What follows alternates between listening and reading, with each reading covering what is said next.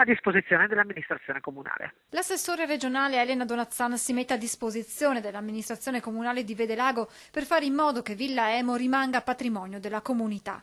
Un impegno che l'assessore ha ribadito ieri a Palazzo Ferrofini, al sindaco Cristina Andretta e al vice Marco Perin, arrivati a Venezia per discutere del futuro del complesso patrimonio dell'umanità. Dopo la dimostrazione di interesse da parte di un privato di acquistare dal Credito Trevigiano l'opera architettonica, il comune ha studiato delle possibili contromisure che vedrebbe entrare in gioco una cordata di imprenditori. Sarebbe veramente un bel segno, no? Imprenditori veneti che si riacquisiscono un patrimonio veneto. Valorizzare le finalità pubbliche di Villa Emo trasformandola, spiega l'assessore Donazzan, in un luogo per fare formazione nell'ambito del turismo. Potrebbe diventare una sede di una parte di una scuola, potrebbe diventare un grande laboratorio per le competenze turistiche del settore della ricettività, del turistico alberghiero.